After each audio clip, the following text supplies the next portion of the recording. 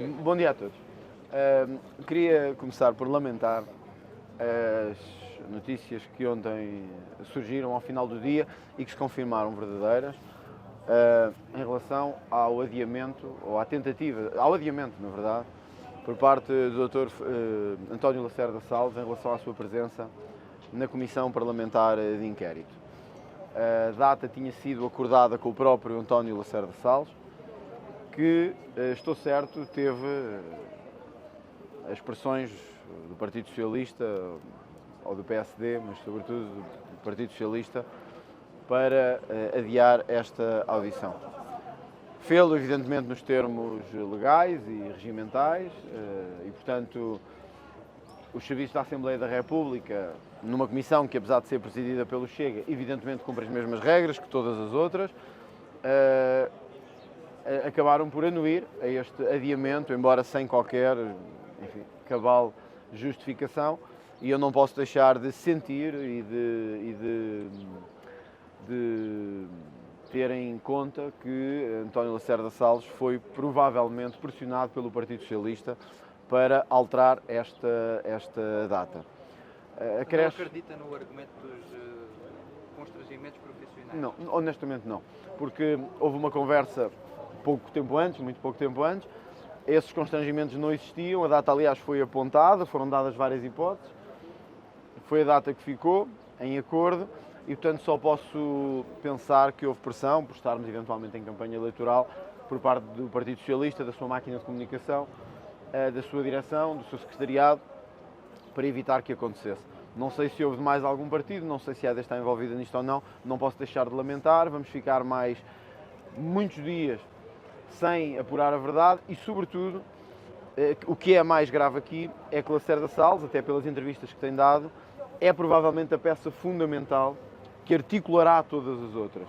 E ao adiar Lacerda Salles, estamos a adiar todo o trabalho de investigação, de conhecimento da verdade, de inquirição de outras pessoas que ficarão prejudicadas. Pergunto, faz algum sentido ouvir a secretária do Sr. Lacerda Salles sem ouvir o Lacerda Salles?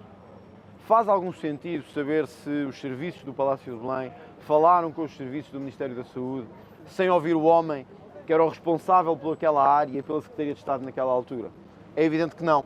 E, portanto, isto só tem como consequência atrasar o início das investigações, atrasar o início do apuramento por parte do Parlamento da Verdade e, neste caso concreto, não posso deixar de pensar que tem por detrás uma enorme e inaceitável pressão política que nós, infelizmente, dado o regimento que temos e a lei, temos que aceitar e temos que anuir.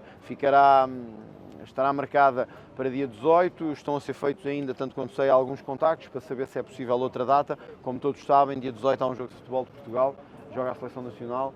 É um dia em que os portugueses estarão motivados e mobilizados para acompanhar a Seleção Nacional. Não seria o dia ideal para ouvir com esta importância e com este grau de importância nacional um dirigente desta matéria. Estamos a fazer o possível. Agora, se é só um partido a fazer o possível para que o país acompanhe esta situação, torna-se difícil. Se todos os outros estiverem a fazer o jogo de esconder Lacerda Salles ou de esconder Marta Temido, torna-se difícil lutar contra o sistema inteiro, honestamente. Deixa-me aproveitar essa ideia das movimentações durante o período eleitoral para lhe perguntar se lhe parece que a apresentação de medidas ontem do pacote de imigração por parte do Governo se não esvazia o Chega, que tinha essa grande bandeira para as europeias? Não, é daqueles momentos em que nós diríamos o seguinte: era bom que tivesse esvaziado o Chega, porque era sinal que tinha tido e apresentado medidas que resolveriam o problema da imigração do país, que tinha apresentado medidas que teriam controlado este fluxo migratório e medidas eficazes.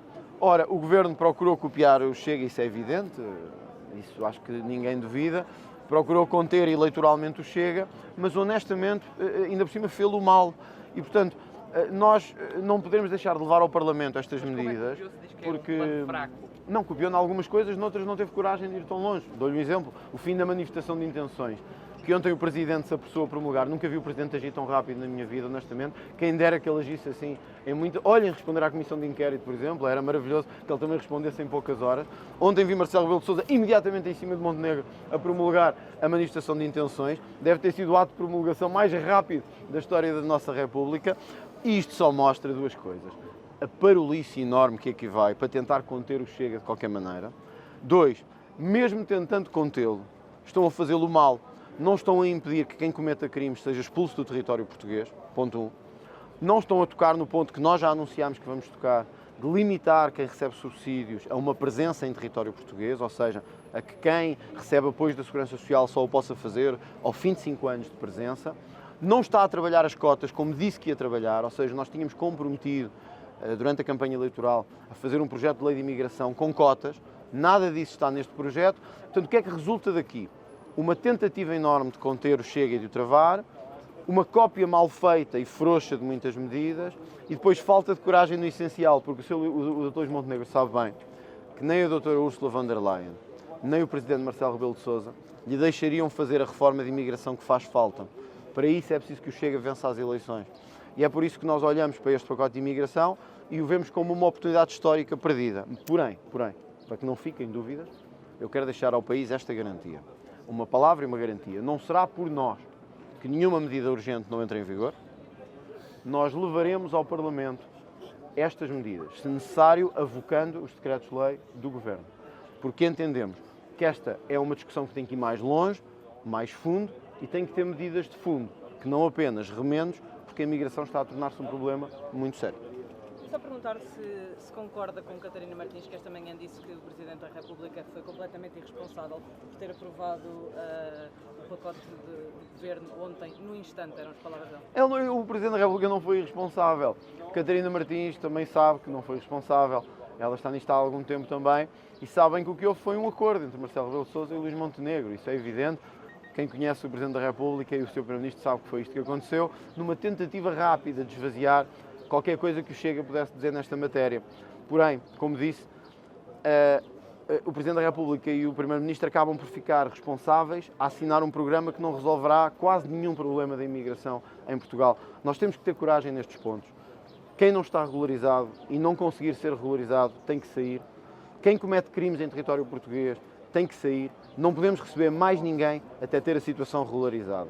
Luís Montenegro não pode dizer isto, porque a sua família europeia não lhe deixa dizer isto. Por isso o Presidente da República veio logo de seguida dizer: bom, já houve aqui qualquer coisa, houve aqui um avanço de 1 milímetro e isto já é positivo. Não nos enganem, não enganem os portugueses, porque os portugueses sabem bem, nesta fase das eleições, quando faltam poucos dias para ir a votos, que há um único partido em Portugal, um único, que quer controlar a imigração. Chama-se Chega. E é isso que os portugueses vão escolher no domingo. Se querem um partido que controla a imigração, tudo certo, votam no Chega. Se acharem que não deve ser controlada a imigração e que o que tem acontecido em Portugal está tudo certo, bom, tem o PS, tem o PSD, tem o Bloco de Esquerda. Se quiserem mais imigrantes ainda, tem o Bloco de Esquerda, o PCP, o LIVRE e todos esses que querem bar aberto das fronteiras portuguesas. Portanto, eu acho honestamente que a escolha nunca foi tão clara em Portugal nestas eleições. Acho que quando chegar domingo ninguém vai votar ao engano. Todos sabem em quem vão votar, todos sabem porque é que vão votar e quais são os motivos que os estão a levar a votar. Não é nenhum teatro de revista mal feito de Marcelo Rebelo de Sousa que vai levar as pessoas a mudar o seu sentido de voto. Mas não havia urgência para aprovar estas medidas? Ontem, no final da arruada, pôs-nos numa meta de eurodeputados, serão 5, já tinha dito 6 anteriormente, mas André Ventura fala em 9. Porque é vencer o PS. Em que é que ficamos? Não, eu disse que quero vencer e mantenho que quero vencer. O António Tanger é mais humilde e eu acho bem. Acho que a humildade em política é importante. Eu, como vocês sabem, sou menos humilde, portanto acho que temos que ganhar. Eu estava-lhe a perguntar em relação... Sem a presença do cabeça de lista, não faz falta? Claro que faz, mas ele está numa outra ação, está num programa. E não era possível conciliar essas duas? Vai ser, na próxima rodada, estão aqui os restantes candidatos. O Chega está unido nesta candidatura, não obstante tudo o que têm procurado criar divisões, nós estamos unidos e é unidos que vamos até ao dia 9 de junho. O António Tanger Correia hoje está a falar também para o país, num programa de televisão, que acho que é importante estar e a sua presença.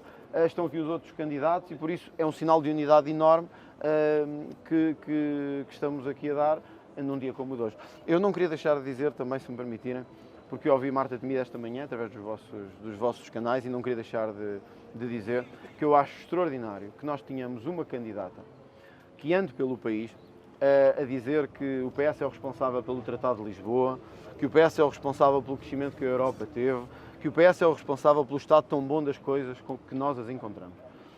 Marta Temido é o rosto do Partido Socialista, é o rosto de quem mais destruiu a saúde em Portugal. E como é que o PS se pode orgulhar do Tratado de Lisboa? Que só tem uma coisa boa, é ser de Lisboa. Porque todo o resto é um desastre. É um desastre em imigrações, é um desastre na agricultura, é um desastre no pilar da segurança e defesa, é um desastre no pilar da segurança e justiça, é um desastre em tudo.